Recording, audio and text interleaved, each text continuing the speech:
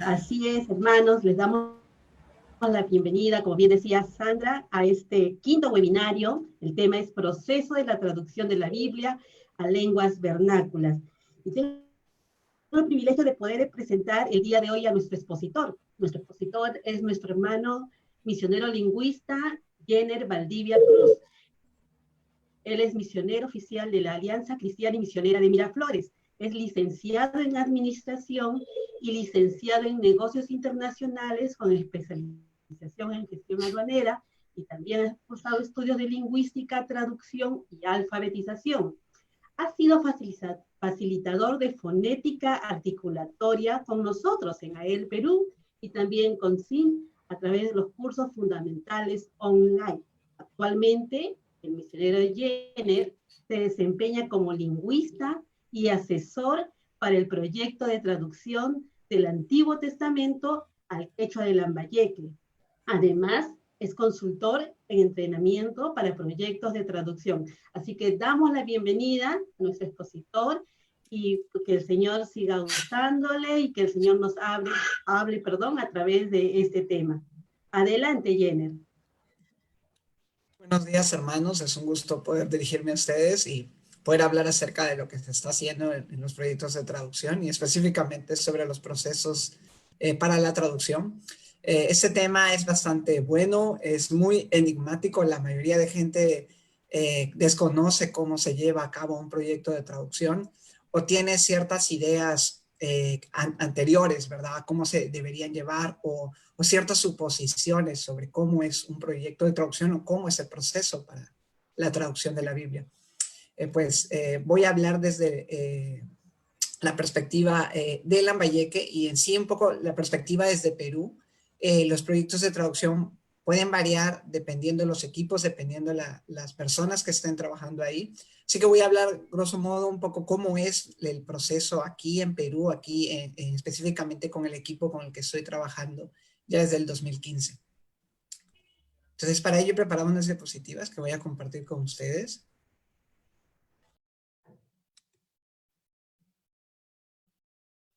Okay, las están viendo, ¿verdad?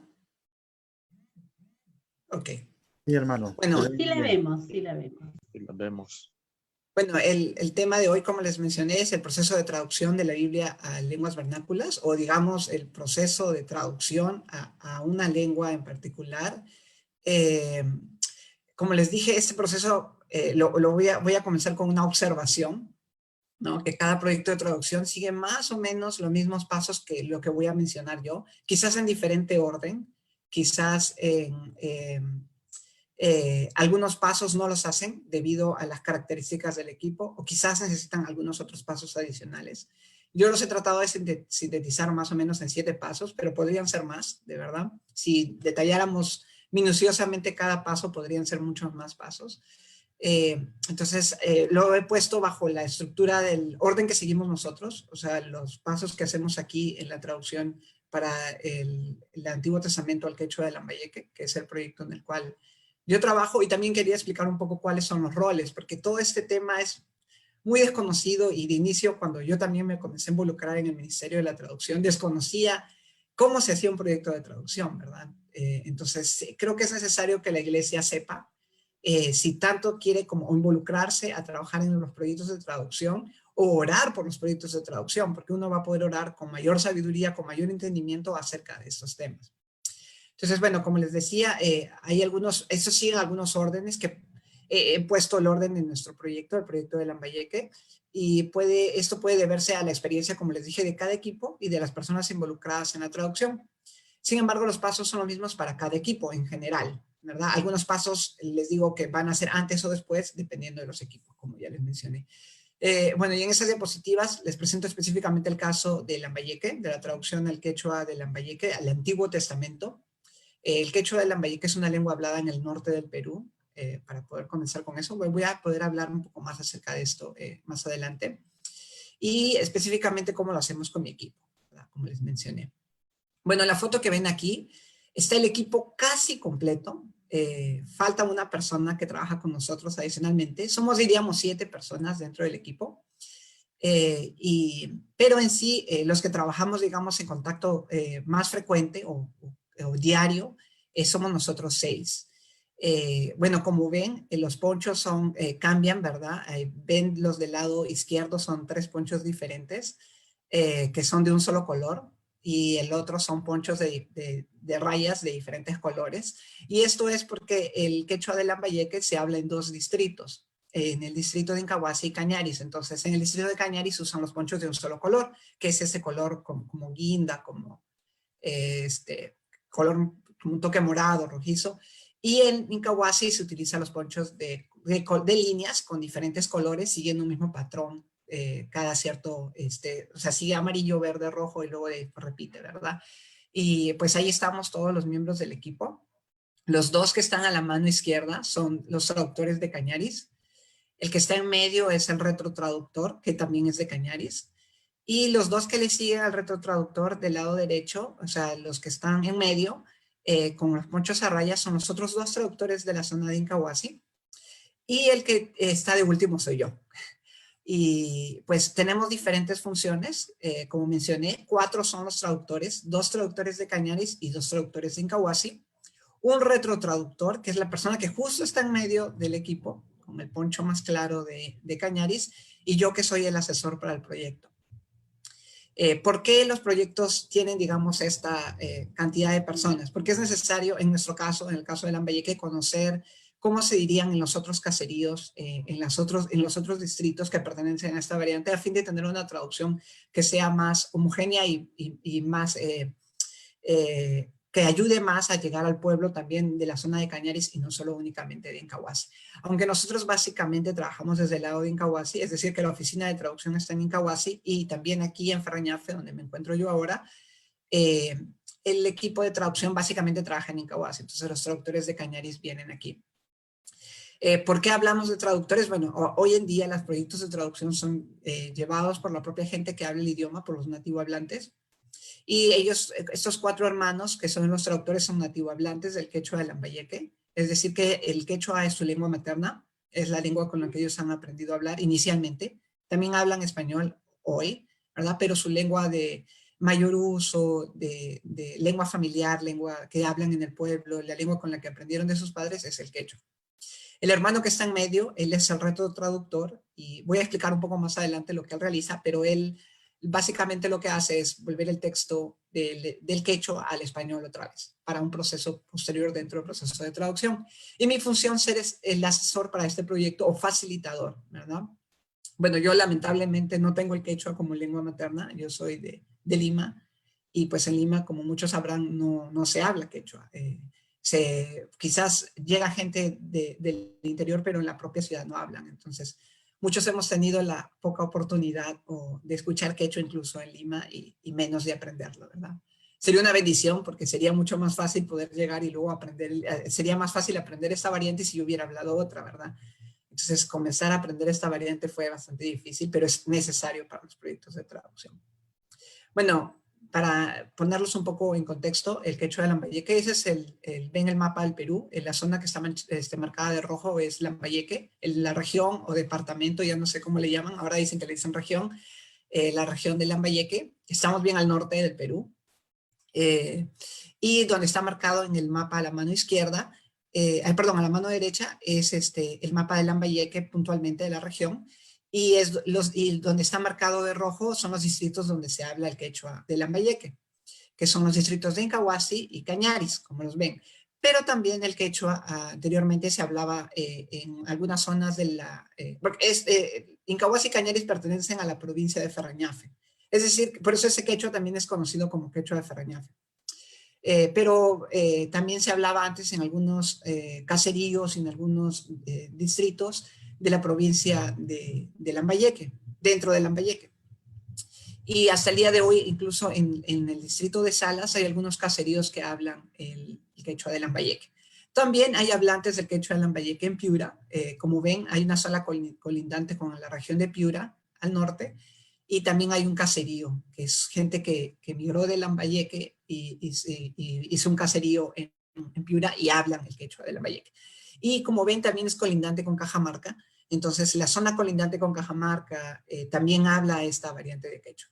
El quechua de Cajamarca, que se habla más al sur de Cajamarca, es un poco diferente al quechua de aquí, pero el quechua que se habla cerca de la zona de Incahuasi y Cañaris es más parecido a este quechua. Y bueno, quisiera comenzar hablando acerca de cuál es la política de traducción que usamos. Y esto lo quise sintetizar en 2 pasos. Partimos de un texto en una lengua fuente, y lo que se busca inicialmente es descubrir el significado de ese texto. Esto funciona, digamos, esa es una teoría de traducción que podría funcionar para cualquier texto, ¿verdad? Pero van a ver que con la Biblia existen ciertos pasos que son diferentes, como vamos a poder seguir viendo. Entonces, el texto de la lengua fuente, se obtiene el significado, se descubre el significado de ese texto, y ese sería, digamos, el paso 1. Y una vez teniendo el significado, se plantea este significado en la lengua receptora. Es decir, en la lengua, por ejemplo, en este caso, el quechua del Lambayeque, ¿no? Se expresa ese mismo significado en la lengua receptora. Ahora, este significado tiene que ser expresado de 3, ahí puse 3 puntos. Esto lo estoy sintetizando todo lo que uno estudia en 6 meses, en unos 5 minutos. Eso tiene que ser expresado de manera natural, clara y fiel. Es decir, el texto tiene que ser natural en el quechua del Lambayeque. Es decir, que cuando alguien lo escuche o alguien lo lea, que hable el quechua del Lambayeque, diga, así hablamos nosotros. Esto es natural, esto no es un texto extraño, esto no es algo que escuchamos de otro lado, sino que esto es lo que nosotros hablamos, o sea, que suene natural para ellos. Otro que tiene que ser claro, es decir, que el texto se tiene que expresar de una manera que comunique de manera clara, es decir, no interponiendo las ideas a fin de que no se pueda entender. Ahí hay un audio abierto. Ok. Bueno, tiene que ser de manera clara, es decir, que el texto se pueda entender, ¿no? Que el texto sea expresado de manera, en las ideas conectadas de manera entendible. Y para eso es necesario revisar. Y por eso estos proyectos de traducciones tienen muchos pasos en el camino donde se revisa naturalidad, claridad y fidelidad. Y bueno, el último paso que quería mencionar es fidelidad. Y la fidelidad es que tiene que ser fiel al texto de traducción, es decir, a la Biblia. O sea, no podemos poner algo que no esté en el texto bíblico. Y digamos, si tendríamos que dividir esta parte de naturalidad, claro y fiel, en labores, diríamos que la naturalidad y la claridad caen más en manos de los traductores, y la fidelidad en cierta manera también, y más cae en manos del consultor y del asesor, de mi caso, la fidelidad. Porque obviamente nosotros no somos hablantes nativos de quechua.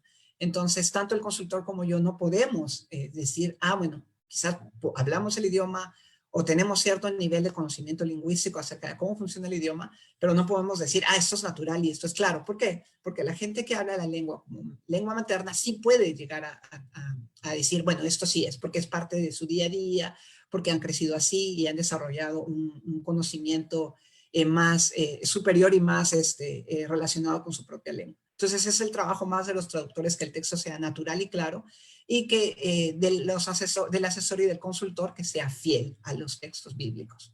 Entonces, no se agrega nada adicional, sino tal cual la Biblia dice. Y digamos que la política de traducción que usamos, ¿verdad? En 2 pasos, en algo sencillo. Claro, hay muchos más temas relacionados. Quería tocarlos un poco rápidamente.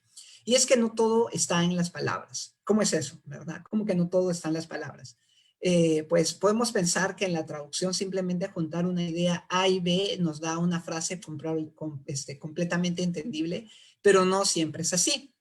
Dependemos mucho del contexto en el cual se comunicó. Y esto funciona no solo para la traducción, sino para cualquier comunicación. Sea una comunicación hablada, dependemos del contexto. El contexto es el rey dentro de la comunicación. 2 palabras juntas pueden significar una cosa en un contexto y pueden significar otra, ¿verdad? Pero más allá de eso, también las palabras en su contexto expresadas de manera juntas podrían tener otro tipo de significado, o el autor podría apelar a otro tipo de significado.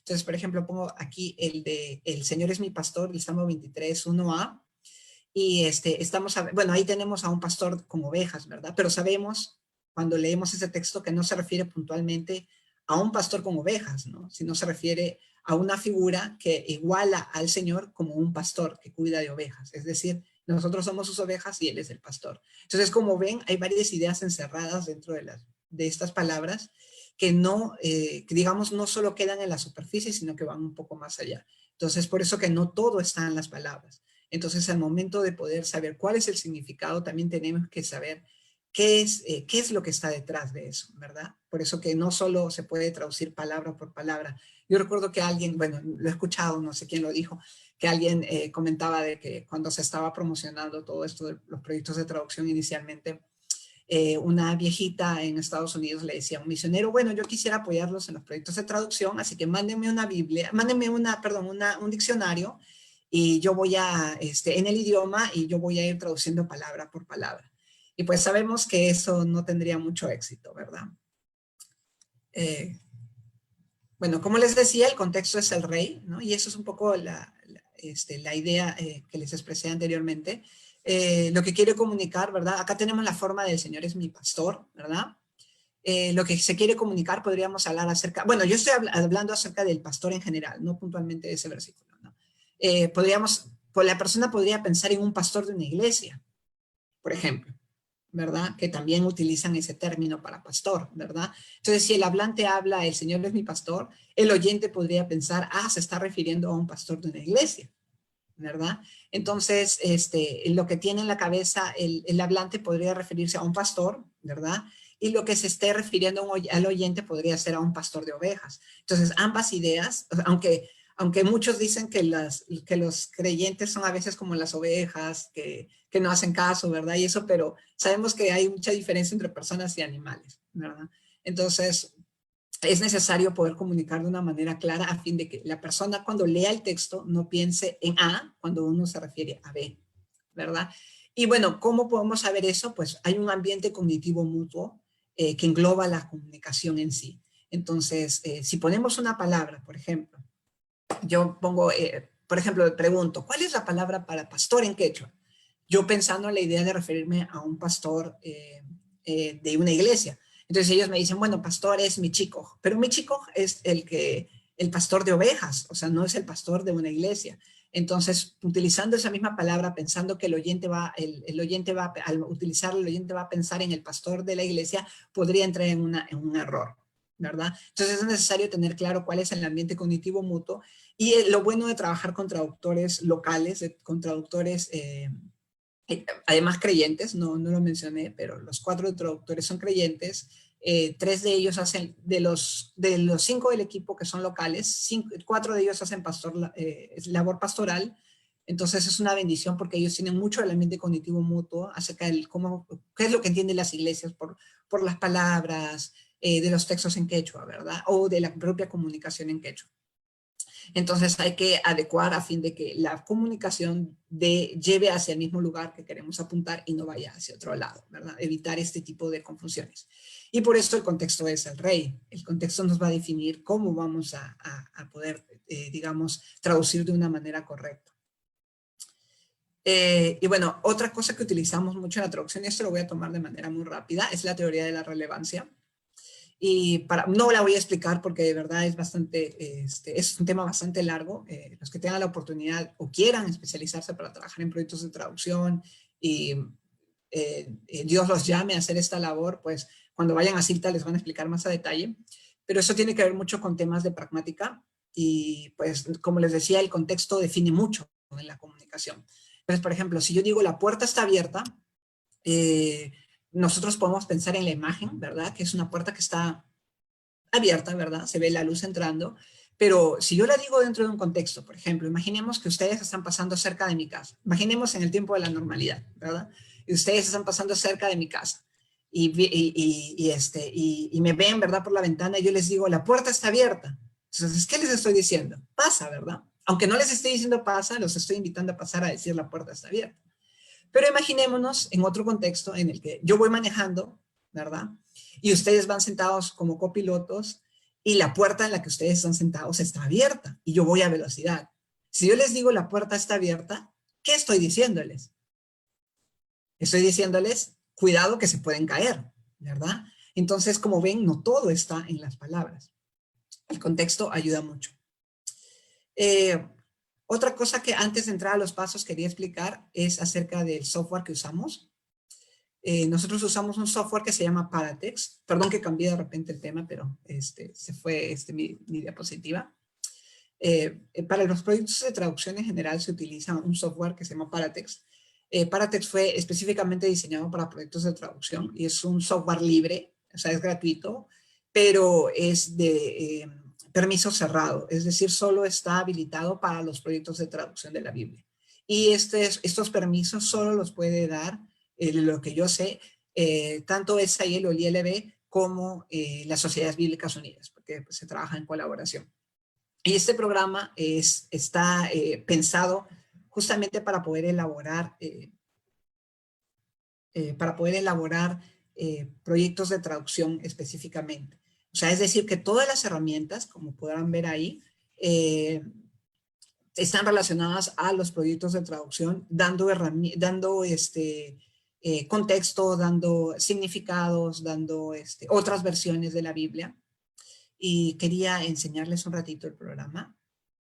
Este programa se va revisando año a año. De hecho, es la versión Paratext 9, que es la última que ha salido. Salió el año pasado como por noviembre.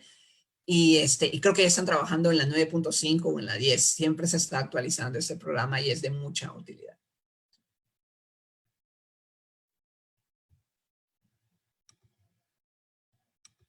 Bueno, como pueden ver ahora, les estoy mostrando mi pantalla de Paratext. Y pues nosotros trabajamos, pueden ver al lado de acá derecho, no sé si se ve mi mouse, pero acá derecho la traducción al quechua Lambayeque de Job, que es uno de los libros que hemos estado trabajando durante este tiempo de cuarentena.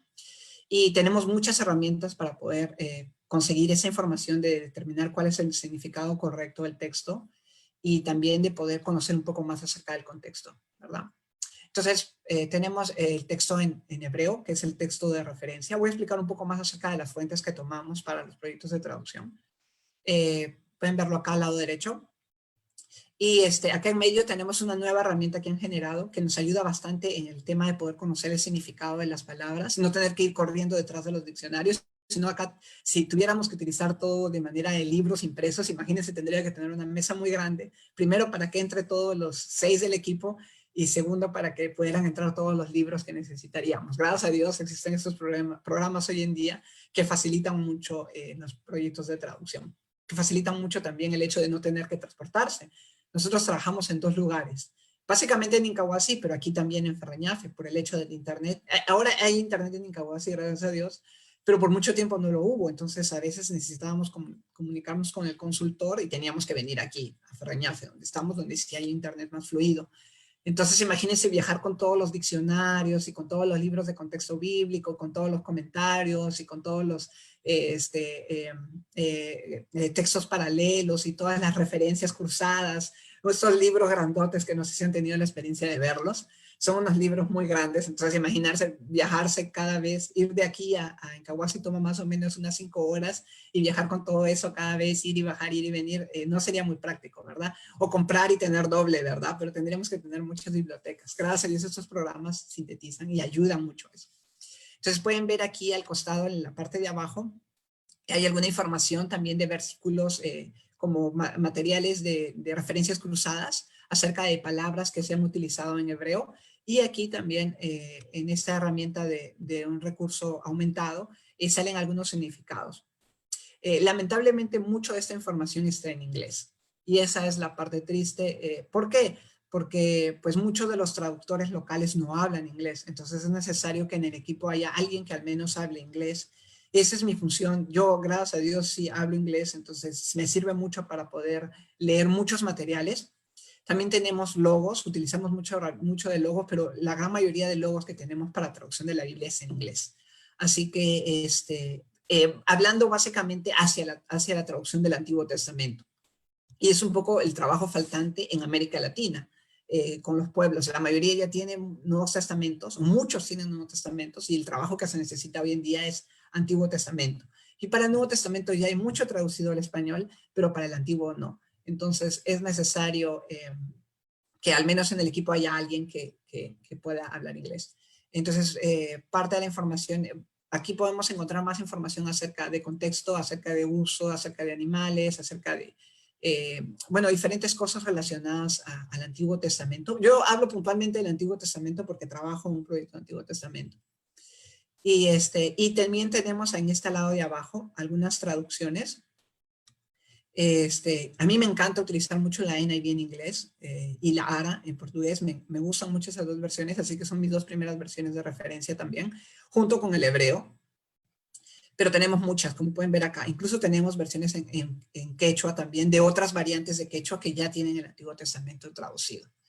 Entonces eso nos ayuda a poder, no es que sea igual, no es que sea igualito como se plasme tanto en ambas variantes de quechua, pero da una ayuda, una referencia, ¿verdad? Es como si se hace la traducción de la Biblia al español. Y imagínense, podríamos ver también la de italiano, la de francés, la de portugués, daría mucha ayuda. No es igual, ¿verdad? Pero nos da una ayuda de cómo poder expresarlo también. Entonces, esto es el Paratext. Este programa es súper útil porque también se puede enviar la información que uno trabaja hacia la nube, hacia una nube, hacia un servidor. Entonces, el texto queda grabado en el servidor y por más que se arruinen las computadoras, el texto queda guardado. Entonces, esa es una bendición porque puede ser que una computadora se arruine y perdamos todo el trabajo. Entonces, son trabajos de años. Yo tengo ya 5 años trabajando con el equipo, pero el equipo comenzó su trabajo hace más o menos casi 6 años, 5 años y medio, 6. Entonces, 6 años de trabajo perdido sería algo muy lamentable, ¿verdad? Bueno, voy a seguir con mi exposición, con las diapositivas.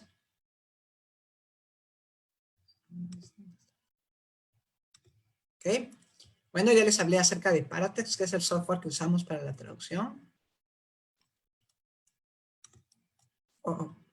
Bueno, ahora, una de las preguntas que mucha gente hace es ¿qué textos utilizamos para la traducción? Y como ven, dentro del Paratext sale el texto en hebreo, en este caso puntualmente, ¿verdad? Que es el Antiguo Testamento, ¿verdad? Y el texto que utilizamos en hebreo es la Biblia hebraica de Stuart García, que es, bueno, ahí pueden ver la revisión, ¿verdad? 67, 77, 83 del Deutsche Bibelgesellschaft.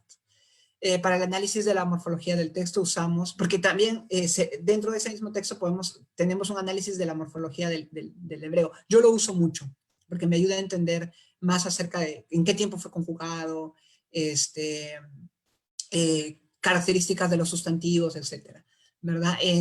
Para eso sí se necesita estudiar hebreo y es necesario que en el equipo, el caso del consultor generalmente es la persona en los equipos que más hebreo estudia, pero es necesario que también algún miembro del equipo, ¿no?, pueda estudiar hebreo para poder entender cómo funciona el hebreo y poder sacar más jugo al texto también y poder comprender mejor, ¿verdad? También hay un análisis morfológico, como les dije aquí, del texto.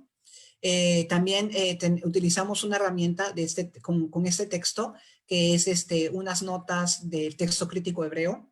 Se llama HOTTP, en sus siglas en inglés. Y bueno, este es un texto revisado en el 76 al 79 por las Sociedades Bíblicas Unidas. Y bueno, pueden ver ahí el comité que ha editado este texto. Eso es muy útil porque, pues como saben, el texto crítico sirve, se basa más en los últimos textos, en lo último que se ha traducido.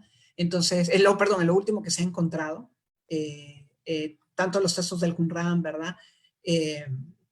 Entonces ayuda a tener esto y muchas traducciones lo están incluyendo y nosotros también. Lo que hacemos nosotros es generalmente cuando hay estas diferencias las ponemos como nota al pie en nuestras traducciones para que también figure lo que el texto crítico dice. Entonces, dentro de nuestra traducción está el texto en general y cuando hay alguna cosa de alguna nota, por ejemplo, del texto crítico, la ponemos abajo. No, también podría ser esto, o otros manuscritos dicen esto, o en el texto en hebreo también se podría entender esto. Nos ponemos como una nota al pie en nuestras traducciones.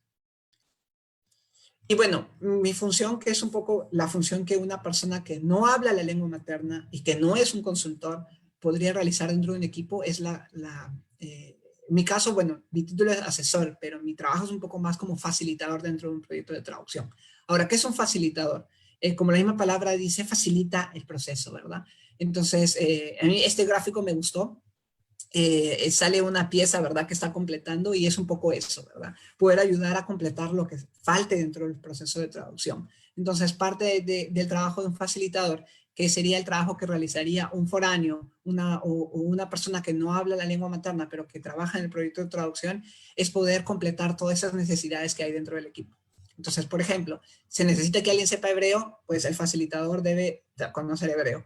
Y debe ayudar al equipo también a poder aprender un poco más acerca de hebreo. O sea, necesita que alguien dicte una capacitación con respecto a libros poéticos, por ejemplo, porque se va a traducir libros poéticos, pues el facilitador del equipo es el que tiene que trabajar en eso. Entonces, el facilitador tiene que ser un poco un mil oficios y poder ayudar a completar todos esos huecos para que el proyecto vaya adelante. Yo lo veo también como una autopista que tiene huecos, pues el facilitador se llena los huecos para que los carros vayan pues de manera más fluida, ¿verdad? Entonces es muy necesaria esta función, y muchos de ustedes que quizás son castellano hablantes y que nunca han hablado una lengua minoritaria, o que, pero tienen interés en trabajar en proyectos de traducción, pues es la labor que cumplirían dentro de un equipo de traducción.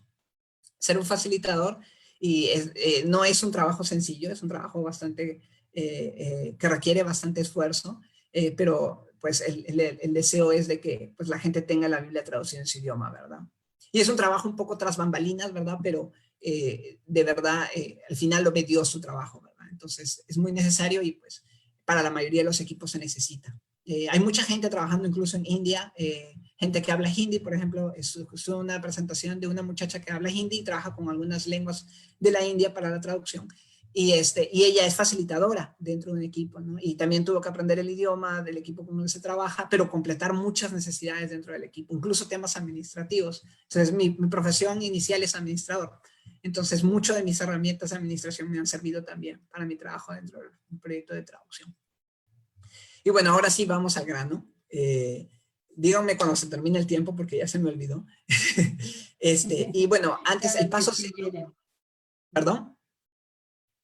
Todavía queda. Dirás, y hacemos una pausa, podemos hacer una pausa para un tiempo de oración, o si continúas, a ver, tú nos dirás, Janet.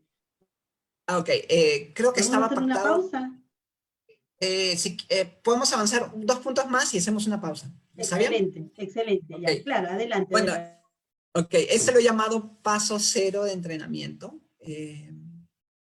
Yo le digo paso 0, pero lo podríamos incluir dentro. De hecho, este paso inicia antes de un proceso de traducción, y es como un proceso de capacitación para los traductores locales. Muchos de ellos no han tenido experiencia, por ejemplo, hay muchos equipos donde los traductores locales tienen muchísima experiencia, y donde son pastores, han estudiado en el seminario, saben hebreo, saben griego. Ahí quizás la labor de un facilitador foráneo no es tan necesaria, pero o sea, con equipos así ya se comienza, esos pasos de entrenamiento son un poco más rápidos. Pero hay equipos que lamentablemente no han tenido la bendición de poder estudiar en el seminario. Ese, por ejemplo, es un poco lo que sucedió con mi equipo. Muchos de los traductores son pastores laicos, es decir, que no han estudiado en el seminario, y muchos de ellos incluso no han terminado la escuela secundaria. Entonces, hay que ir entrenándolos para poder hacer un proyecto de traducción, ¿verdad? En la escritura en el idioma, en temas bíblicos,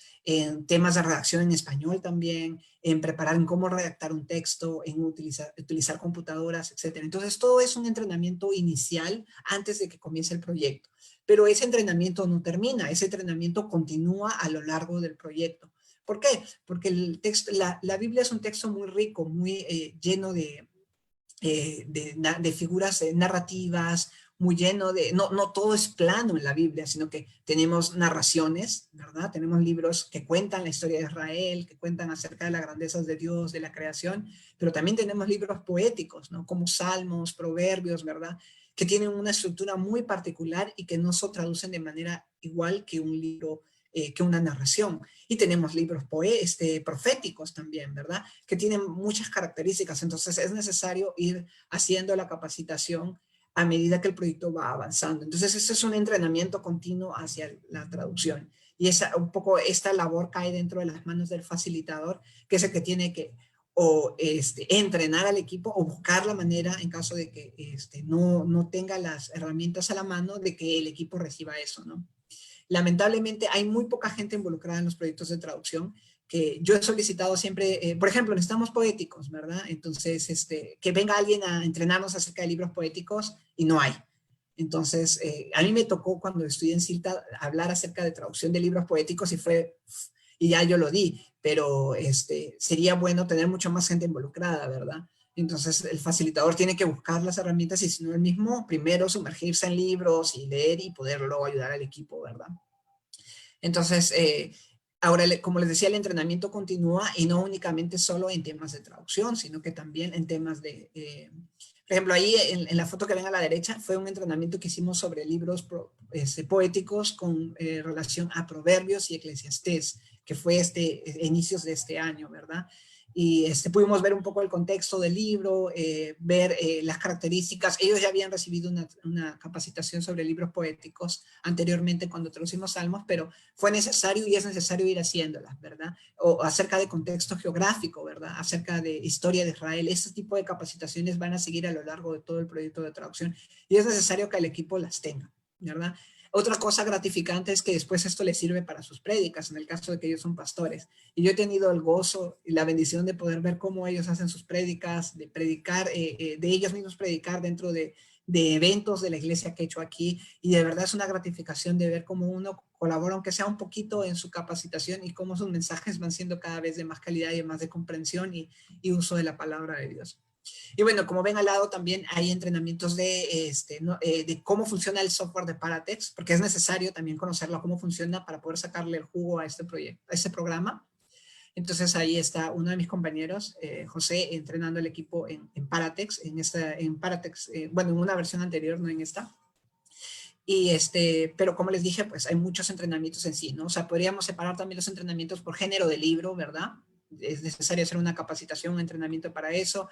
También a la hora de hacer una introducción del libro, poder también ver cómo poder sintetizar, ¿verdad? Cómo sintetizar y poner una introducción al inicio. Como han visto algunas Biblias, tienen introducciones dentro o sea, comienza el libro de Josué y hay una introducción acerca de lo que habla el libro de Josué, ¿verdad? ¿Qué enseña el libro? ¿Quién lo escribió? ¿Cuándo se escribió aproximadamente? Y pues cosas así. También es necesario hacer, capacitaciones, ¿verdad? Entonces, o por ejemplo, libros de leyes también, ¿no? Las leyes no se traducen igual que los libros narrativos, entonces es necesario indagar cómo se separaban esas leyes, por qué eran importantes, ¿verdad?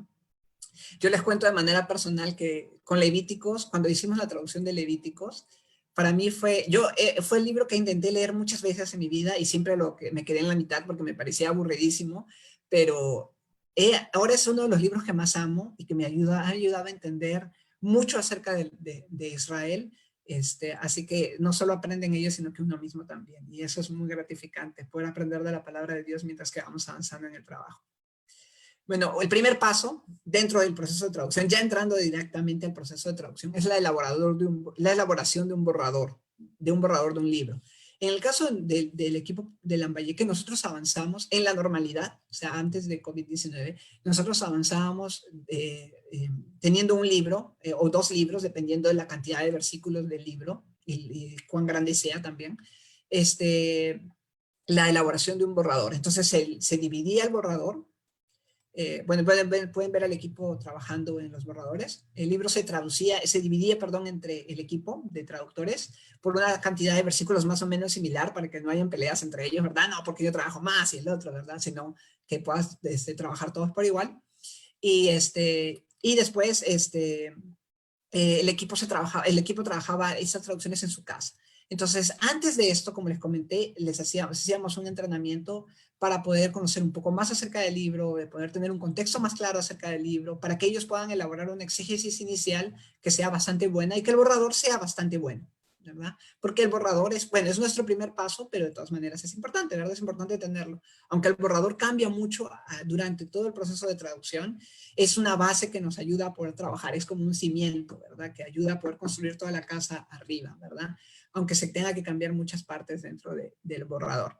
Entonces, nosotros trabajamos del libro, o sea, comenzamos con este paso y luego continuamos con los otros pasos alrededor del año. Ahora con este tema de lo que ha ocurrido con el COVID-19, nos hemos dedicado a trabajar más en borradores porque pues, al momento no podemos trabajar juntos. Entonces, ya después en los siguientes pasos vamos trabajando juntos para poder revisar estos borradores. Entonces se trabaja con metas diarias, o sea, no es que se guía ya y vayan y traduzcan y hagan, no, sino que se trabaja con metas diarias, con versículos diarios, cuántos versículos deben traducir por día, y después obviamente esos libros también se revisan, ¿verdad?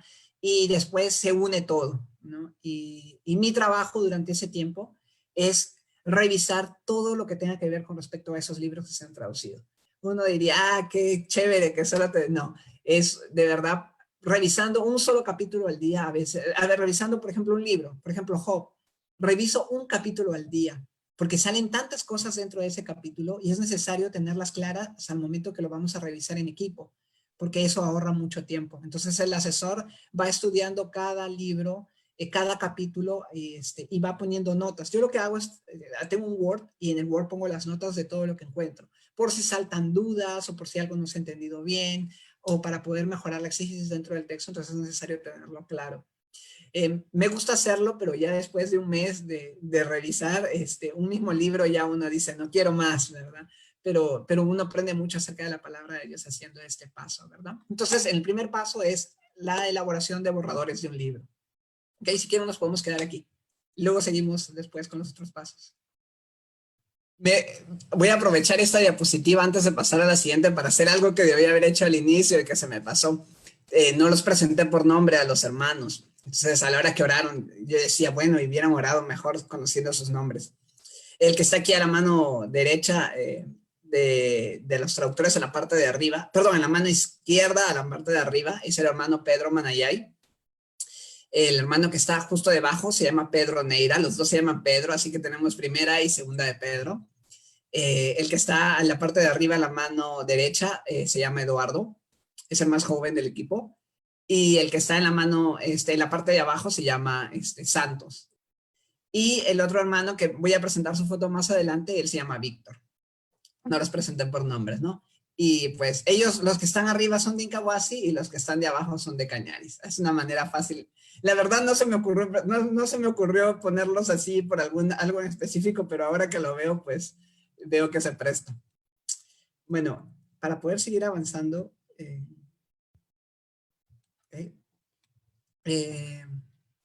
sí se ve, ¿verdad? Mi diapositiva. Sí, sí se ve. Okay. Bueno, el siguiente paso, el paso número 2, ya vimos que el paso número 1 fue la elaboración de borradores. El paso número 2 es la revisión en equipo. Y este es uno de los pasos más largos dentro del proceso de traducción. No porque, o sea, no es que sea el más importante, es uno, todos los pasos son importantes, pero es uno de los que ocupa más tiempo dentro de los proyectos de traducción. La revisión en equipo. Al menos en nuestro equipo dura mucho tiempo la revisión en equipo, porque como son dos distritos, entonces hay que revisar y hay que revisar bien entre los dos y llegar a un acuerdo. Y eso es a veces la parte complicada, llegar a un acuerdo. Entonces, pues, como nos ven, ahí estamos trabajando en nuestra oficina, en la mano izquierda de Incahuasi y en la mano derecha aquí en Ferreñafe. Y pues lo que hacemos es reunir, una vez que se terminó el primer paso de elaboración de borradores, nos dedicamos a revisar esos libros y los revisamos versículo a versículo. O sea, que no es que le damos una leída, vamos así no, sino que revisamos cada versículo a versículo para poder ver cómo está. Y mucho de eso cambia dentro de esta revisión. Y dentro de esta revisión, por ejemplo, puede ser que el hermano Pedro hizo la traducción y lo revisamos todos. O sea, el hermano Pedro y nosotros 4 adicionales. En el equipo de traducción, digamos, como equipo así, somos 5. ¿Verdad? Yo más los otros 4 hermanos. El otro hermano de la retrotraducción no participa directamente dentro del proceso de traducción y ya van a ver por qué. Entonces, la traducción la hace uno y luego la revisamos los 5 en total. Y acá esto nos ayuda a poder ver, revisar la exégesis inicialmente, ver que se comprende el texto. Como vemos, es importante cuál es el significado para poder conocer, para poder ver si está bien expresado el texto y que sea natural y claro también para los otros hermanos. Pueden decir los hermanos, para mí esto no me parece que suene bien así. Creo que mejor lo ponemos así porque para mí es más claro así. Y muchas veces entramos ahí en ese debate, no, pero así, mejor así, ¿no? O no quieren cambiar, ¿verdad?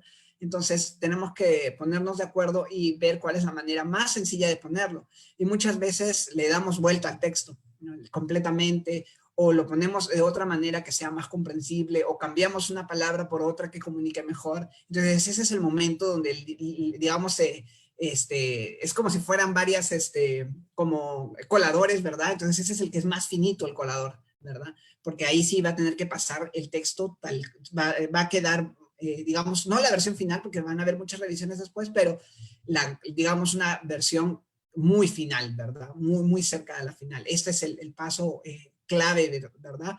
Y en esto es donde el facilitador tiene que tener sus notas y tiene que tener claro, porque si, por ejemplo, salta una pregunta con respecto a algo del texto, si me pongo a buscar en ese momento, puede ser una hora, ¿verdad? Y el equipo va a estar mirándose la cara, o simplemente vamos a perder el tiempo. En cambio, si ya tengo algo, ya tengo el libro estudiado, entonces voy a tener las herramientas para poder contestar acerca de eso. Y también poder dar más contexto acerca del texto al momento que se está revisando y aprender más, ¿verdad? Algo que me ha llamado mucho la atención estos 5 años es de que cuando revisamos siempre sale una aplicación. Es un poco como hacer exégesis o hermenéutica, que de final queda una aplicación. Y a veces es muy necesaria la aplicación para poder saber si el texto comunica lo que debe comunicar. Entonces, si se plantea en una situación específica, algo que está pasando en una iglesia, o algo que está pasando con un hermano, o algo que ha pasado con ellos en sus propias vidas, y se entiende así, entonces el texto está comunicando muy bien, ¿verdad? Y es aquí también donde entra la parte de la revisión en hebreo, poder ver el material que vieron que estaba en hebreo, poder ver otras versiones también que tenemos de la Biblia. Cuando se hace el borrador también se utilizan muchas versiones, ¿verdad? Pero en este tiempo es donde también vemos otras versiones adicionales. Entonces, vemos otras versiones de quechua, a ver cómo lo han puesto.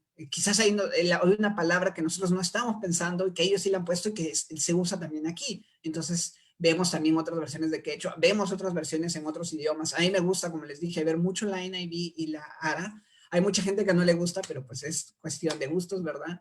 Y obviamente ver el hebreo, ¿verdad? Sirve mucho, muchísimo, y también digamos que es una manera de poder tener un texto que es más parecido a los manuscritos y es mucho más revisado exegéticamente, ¿verdad? Entonces aquí también se revisa esos pasos de naturalidad, claridad y fidelidad. Entonces, de eso, digamos, es como si fuera algo que va de manera continua dentro de todo el proceso de traducción, revisar que sea natural, que sea claro y que sea fiel al texto. Bueno, eso, digamos, es la parte del equipo. Por ejemplo, les puedo contar, el Salmos se tradujo en 2 meses, se hizo el borrador en 2 meses y se revisó en 1 año. O un poquito menos de 1 año, creo que comenzamos como por marzo y terminamos en diciembre, casi 1 año. Entonces, y después seguimos con los otros pasos que venían después, ¿verdad? ¿Por qué? Porque es un texto era primera vez que traducíamos un libro poético, pero aparte que también es un texto muy rico y hay muchas cosas, y después tuve la oportunidad de ir a una capacitación y volví a revisar otra vez y volví a venir con preguntas para el equipo, ¿verdad? Entonces los textos igual siguen en revisión, aunque hayan cumplido estos pasos. Entonces, como ven, este paso es uno de los que más tiempo demora, ¿verdad? Siempre es más o menos para sacar en un promedio cuando necesitamos hacer un plan dentro de los proyectos de traducción, porque los proyectos de traducción trabajan con planes. No es que se nos ocurra traducir mañana Joel y traducimos Joel porque se nos ocurrió, no, sino que hay un plan de 3 años en el cual se tiene que seguir, ¿verdad? Entonces, para poder elaborar el plan, más o menos calculamos que si el libro demora 1 mes en traducir, vamos a necesitar unos 4 o 5 meses para revisarlos.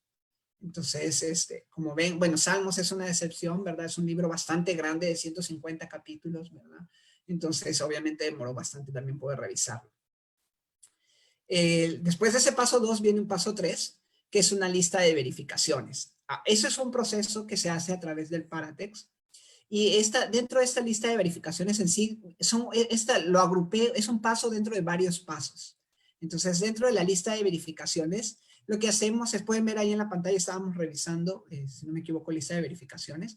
Entonces, dentro de la lista de verificaciones se hacen algunos pasos bien puntuales. El primero es lista de palabras. Tenemos que revisar cuál es la lista de palabras que tenemos en quechua, para que las palabras estén escritas de la misma manera. O sea, poder revisar cómo hemos escrito esas palabras antes y cómo se han escrito ahora. Porque ¿qué pasa? Que como hay ese tema de las variantes y los hermanos son muy buenos escritores en su lengua, a veces pueden salir algunas disyuntivas en algunas palabras que tienen sonidos similares y que se están escribiendo de manera diferente. Entonces, por ejemplo, he notado que en el quechua de Cañaris a veces dicen más yashaj que yashaj para las palabras, para decir algo que es pesado. En cambio, en Cahuasi se dice más yashaj. Entonces, ahí ese sonido, esa diferencia entre ya y ya puede hacer que se escriba diferente. Entonces, tenemos que escribir algo que sea igual. No podemos escribir, por más que haya esa diferencia dialectal, no podemos escribirlo de maneras diferentes en un texto, porque si no el texto es incongruente. Entonces, la lista de palabras nos ayuda a revisar que las palabras han sido escritas de la misma manera en toda la Biblia. O sea, es decir, que se escribió igual en Génesis, y igual se ha escrito en Esdras, igual se ha escrito en Reyes, igual se ha escrito en Salmos, igual se ha escrito en Habacuc o en Malaquías. Entonces, esa lista de verificaciones ayuda, esta lista de palabras ayuda a revisar, y eso está dentro del proceso de lista de verificaciones. Otro paso que hacemos en este paso dentro de un paso, es revisar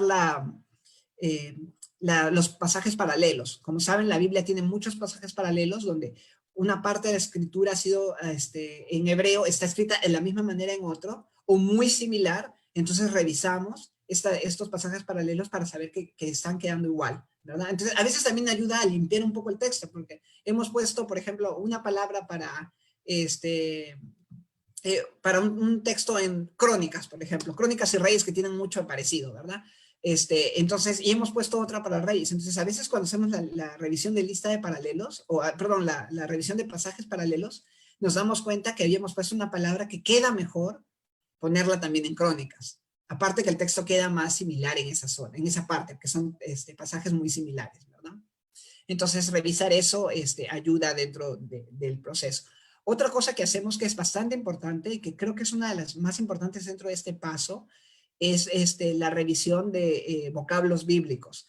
¿Qué pasa? Nosotros tenemos una lista de vocablos bíblicos importantes. El Paratext ya la tiene definida, gracias a Dios existe Paratext, en el cual nos dicen, por ejemplo, palabras como tabernáculo, palabras como sacrificio, sacrificio de paz, sacrificio por el pecado, de la culpa, sacrificio, el holocausto, o palabras que son términos claves en la Biblia. Nos agrupa, los vocablos bíblicos en el Paratext nos agrupa todas estas palabras, entonces nos ayuda a revisar. Entonces, si en un libro aparecen estas palabras, entonces nosotros vamos y vemos que hemos traducido de manera igual. Nosotros generalmente tendemos a hacerlo así, pero a veces hay ciertos términos que se escapan, ¿verdad? Entonces, ese momento es el momento de revisar y ver que se ha puesto la misma palabra para ese término.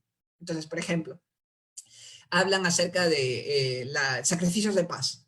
Por ejemplo, en Levíticos aparece, ¿verdad? Muchos sacrificios de paz porque ahí se explica. Pero pongamos que también salga, no sé, en Reyes, o que salga en Crónicas, o salga en Salmos, ¿verdad? Entonces tiene que ser traducido de la misma manera. Igual la palabra tabernáculo, ¿verdad? Y entonces ahí ya tenemos puesto lo que hemos escrito para ese término, ¿verdad? Entonces ahí ya nos ayuda, digamos, a poder revisar nuestro texto y poder poner algo que sea similar para que sea más, la Biblia tenga una conexión mayor, ¿verdad? Dentro de sus términos claves. Entonces ese es un paso y toma bastante tiempo revisar palabra por palabra. Claro, no tenemos que ir palabra por palabra en hebreo porque eso sí demoraríamos nunca, pero sí al menos los términos más importantes, ¿verdad?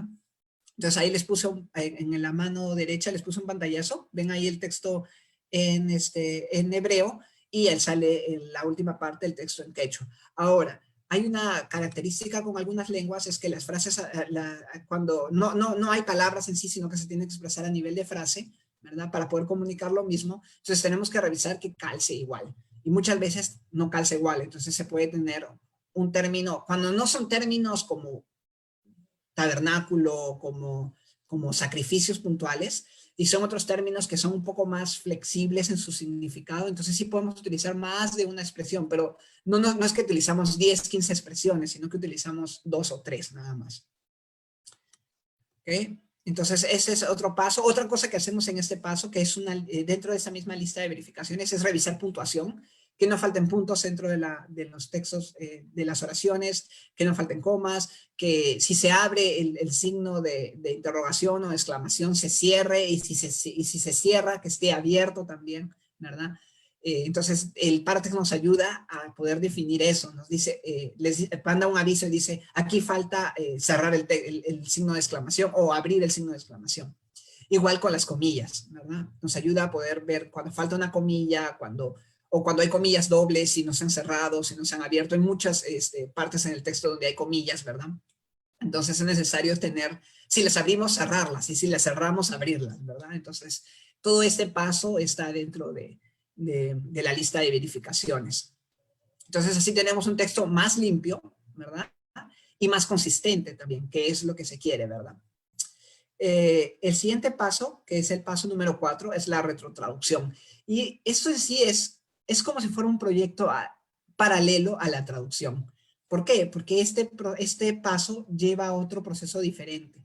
Este paso lo que hace es el texto que ya tenemos más consistente y más limpio después de la lista de verificaciones, se retrotraduce al español. Ahora, ¿por qué? ¿Verdad? ¿Por qué se retrotraduce al español? ¿A quién se le ocurrió un texto que ya ha sido traducido, retraducirlo al español, ¿no? Entonces, ¿por qué? Porque los consultores son gente que ha terminado un proyecto de traducción, que tiene mucha experiencia, que ha hecho maestrías, doctorados en temas bíblicos, en lenguas bíblicas, que revisan nuestro texto. Entonces, ellos lamentablemente no hablan quechua de Lambayeque. Entonces, ¿cómo podrían revisar el texto si no hablan el idioma? Entonces, lo que se hace es que se traduce a una lengua en común. En este caso, la lengua en común es el español. Entonces, este texto que está en quechua, no es que se traduce de lo que hay en quechua, de lo que hay en español, perdón, sino se traduce en base a lo que tenemos traducido ya en quechua.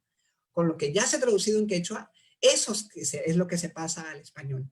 Y este trabajo lo hace una persona que habla quechua para poder ver. Eso nos sirve como una revisión de la revisión, porque sabemos que esta persona lo va a ver de acuerdo a cómo lo está viendo su cultura, de acuerdo a cómo lo entiende. Y eso es como un check más dentro de la revisión. Entonces, por eso que la persona que se encarga de la retrotraducción no participa dentro del proceso de traducción. Él nunca se sienta con nosotros a revisar. Nunca está cuando nosotros tomamos decisiones. ¿Por qué? Porque si no, en cierta manera, esa decisión en la que él participaría también influenciaría su traducción al español. Entonces, es necesario que él no lo tenga, que él tenga cero, ¿verdad? Hay equipos donde sí, los mismos traductores retrotraducen, y qué bueno, ¿verdad? Pero sí, yo creo que es mejor si el equipo tiene a una persona de afuera que lo haga, ¿verdad? Y en nuestro caso es el hermano Víctor. Él es uno de los miembros más nuevos del equipo, tiene 2 años trabajando con el equipo, y de verdad es una bendición trabajar con él. Él es pastor laico en una iglesia, y él es un poco como el de afuera, pero él ha visto cuán necesaria es la traducción. Él es hablante nativo de quechua, él es de la zona de Cañaris, y de verdad, él para mí es de mucho ánimo. Y él, recuerdo las primeras veces que trabajábamos, él me decía, hermano, yo nunca había entendido esto hasta que lo leí en quechua. O sea, nunca había entendido, por ejemplo, el tema de los sacrificios y las diferencias en los sacrificios hasta que lo he leído en mi idioma. O sea, nunca había entendido, y lo he compartido con mi iglesia, y mi iglesia está orando por el proyecto de traducción. Entonces es una alegría poder saber que el proyecto de traducción ya está impactando vidas, ¿verdad? Y ya está siendo de utilidad para lo que se ha creado, que es que la palabra sea traducida y difundida, ¿verdad? Entonces, bueno, pueden ver ahí el hermano Víctor, y generalmente el hermano Víctor trabaja en la retrotraducción en su casa, pero como él no es hablante nativo del español, entonces la retrotraducción la reviso yo con él. Entonces, una vez que él ya ha retrotraducido el libro, por ejemplo, Salmos que está en quechua al español, entonces yo me siento con él aquí, generalmente aquí trabajamos en Incahuasi, y reviso con él lo que él ha retrotraducido. Entonces también voy viendo que no se le haya escapado, porque el quechua es un idioma sufijal, entonces los sufijos tienen un significado. Entonces que no se haya escapado un significado dentro de esos sufijos, un plural o un posesivo, ¿verdad? Entonces le digo, hermano, y también le ayudo a que el texto quede un poco más claro para el consultor. Lamentablemente nuestro consultor no ha vivido en Perú, entonces él habla un español bastante ecuatoriano, entonces hay que tratar de que no sea un español andino, no sea un español peruano, sino que sea un poco más global. Mi esposa es salvadoreña, entonces a veces yo le pregunto a ella, porque, o sea, yo también hablo español peruano, entonces puede ser que hay muchas cosas no sean claras para alguien de afuera. Entonces, esta parte, digamos, es fundamental para la revisión final dentro del texto de traducción. Entonces, ¿qué pasa? Que esto no solo queda así, sino que después lo revisamos en equipo, la retrotraducción, y también a veces en la retrotraducción saltan preguntas a la traducción. Oye, hermanos, esta palabra creo que debería ser así, o esta palabra no la he escuchado nunca. Entonces, pone los comentarios dentro de la traducción, revisamos otra vez y luego él tiene que revisar la retrotraducción. Entonces, básicamente el proceso de retrotraducción es así, ¿verdad? Y una vez que ya lo hemos revisado juntos, enviamos este texto al consultor. Pero el proceso de traducción sigue en movimiento. Entonces, después de eso, el paso número 5 sería la comprobación. Este texto que ya ha sido elaborado el borrador en el primer paso, que ya se ha revisado en equipo, que ya se ha pasado la lista de verificaciones, que ya ha sido retrotraducido y ya hemos recibido los comentarios del retrotraductor, que ya lo hemos leído nosotros y hemos hecho las modificaciones dentro, se imprime y se lleva a la comunidad para que la gente lo escuche o la gente lo lea o la gente lo use en las prédicas para poder saber si se entiende claramente o no. Entonces, ese texto se divide a veces entre los 4, a veces entre los 5, ¿verdad? O a veces entre los 6, y se lleva a los diferentes caseríos donde se habla quechua de Lambayeque, aquí en Lambayeque, tanto en Incahuasi y en Cañaris, para utilizarlo con la gente. Entonces, generalmente se comprueba con gente en sus casas, ¿verdad? Se comprueba con gente en las escuelas, se comprueba con gente en la iglesia, se comprueba con hermanos de la iglesia, se comprueba con prédicas dentro de la iglesia, o sea, se predica con el texto y se usa y se ve cuál es la respuesta de la gente. Y esto, de todas las notas que salgan de esas comprobaciones, se traen otra vez, nos reunimos y las revisamos. Entonces el hermanito de tal dijo que no, esa palabra no se entendía bien, que mejor pusiéramos esta. O esta palabra, esta frase no ha sido bien comprendida, hay que retrotraducirla. O hay que retraducirla, o sea, traducirla otra vez. O hay algunas palabras que nos sugieren mejor que otra. Entonces todas estas opiniones se toman en cuenta y se incluyen dentro, ¿no? Y vamos mejorando cada vez nuestro texto. Y lo bueno también, algo que es muy gratificante dentro de las comprobaciones, voy a mostrarle aquí una foto ahí un hermano estaba leyendo uno de los textos que se estaba comprobando, y ahí está, uno de los traductores estaba leyéndoles a unos hermanos en la iglesia el texto también para ver su comprensión, pero algo bien curioso que ha pasado con esas comprobaciones es que incluso se ha comprobado con gente no creyente, y muchos incluso se han convertido. Y para eso le damos la gloria a Dios, que la palabra de Dios está siendo utilizada y que hay gente que está llegando a sus pies a través de la palabra de Dios en quechua. Hay mucha gente no creyente que se sorprende y dice que están haciendo un proyecto de traducción en nuestro idioma. Nos pasó algo bien curioso. La primera vez que mandé a comprobar al retrotraductor, le dije, hermano, ya que usted vive por una zona, puede llevar el texto y comprobarlo con alguien. Y él lo llevó a comprobarlo con la profesora de educación bilingüe de la escuela de sus hijas. Y cuando ella agarró el texto y lo vio, dijo, este es nuestro quechua. Y para mí fue muy impactante porque dije, lo que estamos haciendo representa realmente a lo que la gente habla, ¿verdad? Porque pues a veces se reciben textos que no son de esta variante, pero me sorprendió realmente el comentario de ella que dijera, este es nuestro quechua. Esto es lo que nosotros hablamos, ¿verdad? Y pues nos animamos y nos alegramos mucho cuando vemos que realmente hay gente que está respondiendo, ¿verdad? Y que el texto se está utilizando ya y que hay gente que está impactando la vida de alguien.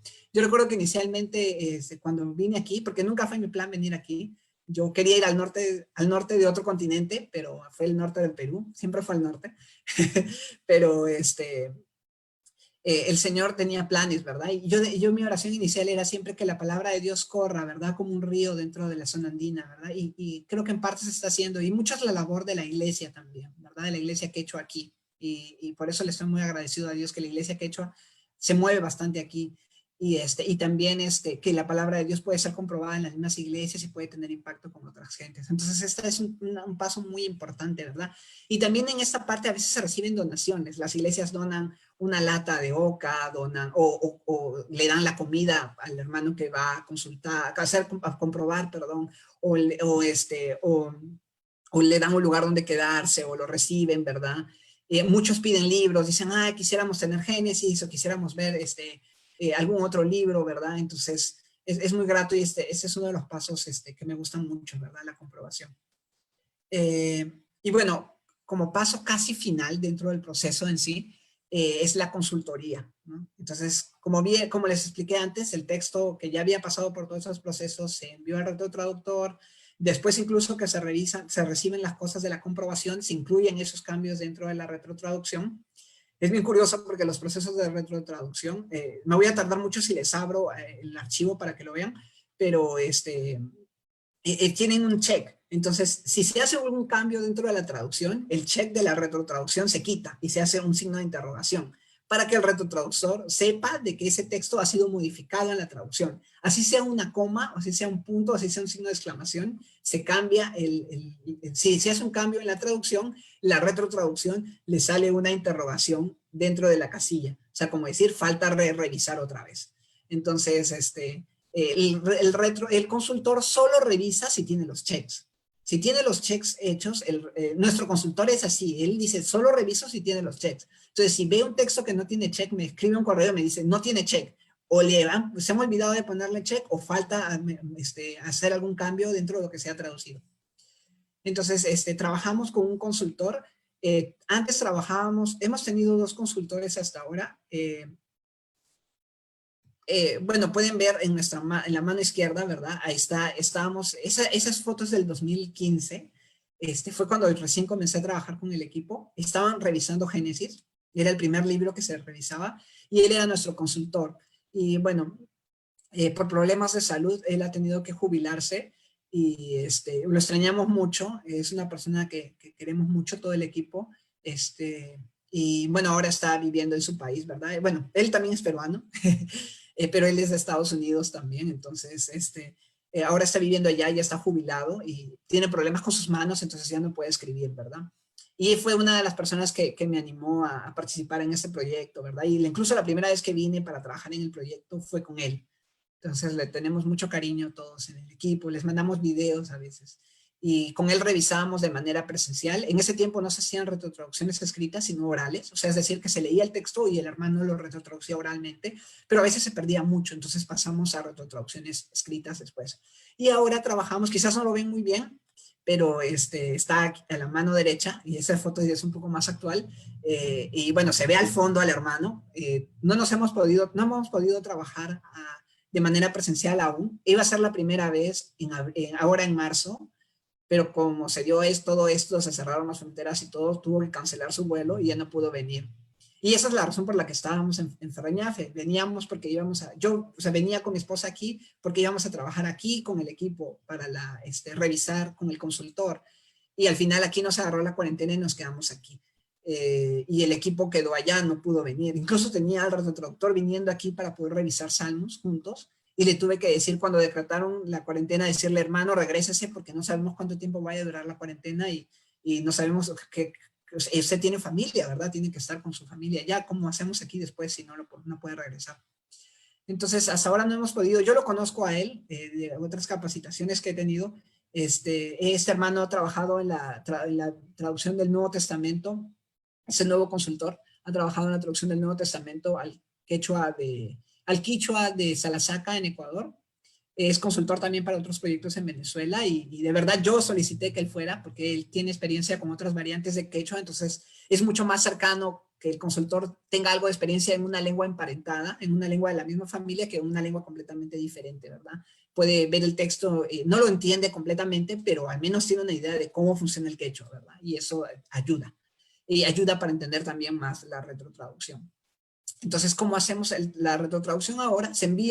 ¿Cómo hacemos, perdón, la consultoría ahora? Es que se envía la retrotraducción, el texto retrotraducido al consultor, y el consultor incluye sus notas dentro de esa retrotraducción. Por ejemplo, dice, esta parte hay que revisarla, porque esto en hebreo dice así, y ustedes han puesto esto, entonces es más adecuado ponerlo así. O yo les sugiero poner esto, o se han olvidado de poner esta frase, o sería mejor revisar esta frase y ponerla de otra manera. Entonces él va haciendo sus preguntas y va poniendo sus comentarios y nosotros vamos respondiendo a esos comentarios. O sea, dentro del Paratext se abre una ventanita con notas Entonces nosotros leemos la nota y nos da la opción de responder esa nota. Una vez que ya hemos llegado a un acuerdo, se aprueba esa nota y se elimina la nota y el texto ya queda aprobado. Entonces, el que hace la aprobación final es el consultor del proyecto. No lo hacemos nosotros, no hace de equipo directamente, o sea, no lo hacen ni yo ni los traductores, lo hace el consultor y tenemos que estar de acuerdo con las cosas, con los comentarios que él hace, y él también tiene que estar de acuerdo con los comentarios que nosotros les damos en feedback, ¿verdad? Entonces, íbamos a venir para poder terminar de revisar ya Levítico, pero bueno, todo esto nos agarró y el hermano ha podido trabajar en más notas de otros libros, tanto de Levítico como Números, y nosotros estamos todavía en el proceso de poder revisar las notas, ¿verdad? Para poder ponerle los comentarios con respecto a eso. Y digamos que eso sería casi todo el proceso que hacemos de manera fluida en un año, con cada libro que se hace la traducción. Pero hay un paso que es bastante importante que también he incluido, y que es un paso que hemos experimentado hace muy poco, hace 2 años, que nos tomó un año, y es la publicación. Obviamente, ya traducido, el libro no puede quedar ahí en el Paratext, sino que tiene que comenzar a distribuirse para que la gente lo use, ¿verdad? Sea en formato impreso como en formato digital. Entonces, tuvimos la bendición de publicar 3 libros. Estos libros fueron Ruth, Esther y Jonás. Nos demoramos un año en revisarlo después de haber pasado por todo el proceso, porque fueron de los primeros libros que habíamos trabajado.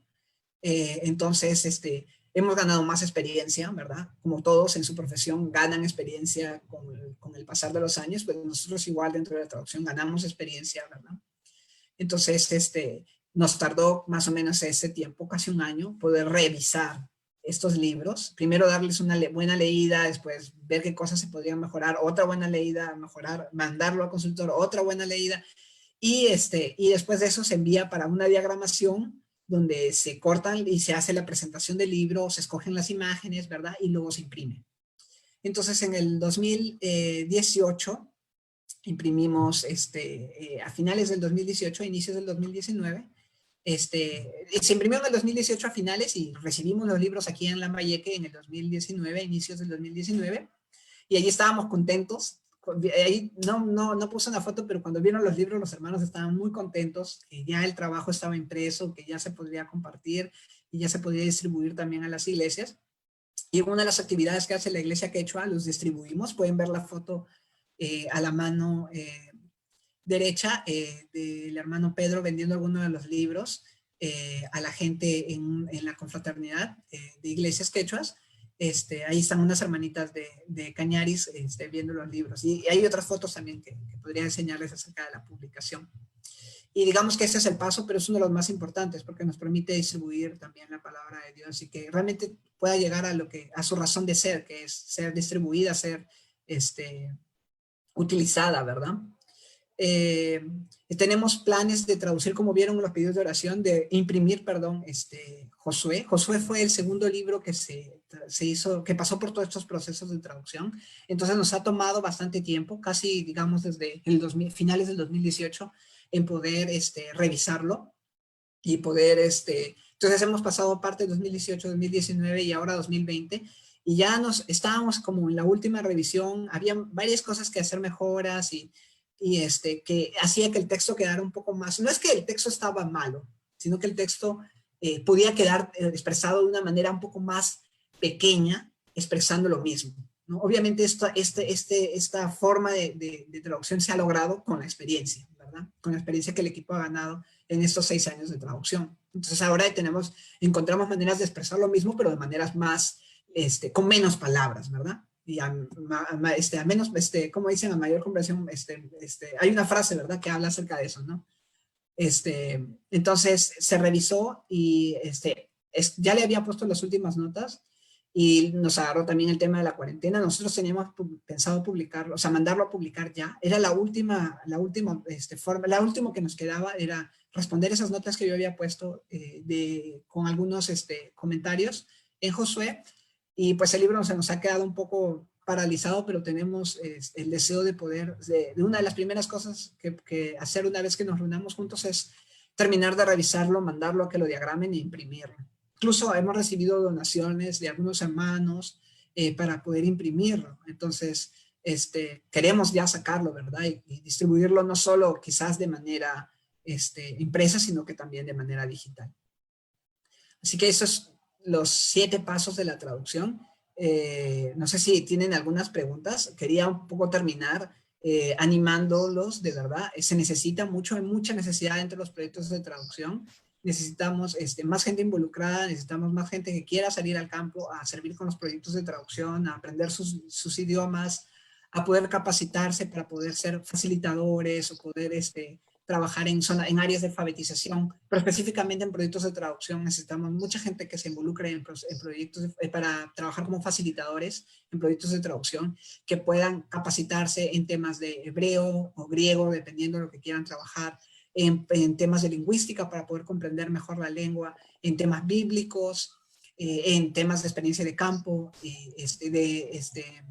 acerca de cultura, acerca de multilingüismo, educación, ¿verdad? Todo eso se necesita dentro de los proyectos de traducción. Necesita que la persona tenga cierta experiencia o que vaya ganando esa experiencia durante el tiempo de proyectos de traducción. Entonces, les animo, de verdad, hermanos, hay mucha necesidad aún en nuestro continente y, por no decirlo, en todo el mundo. Dios les bendiga y Dios les guíe en esto que les estoy llamando. Muchísimas gracias, Diener.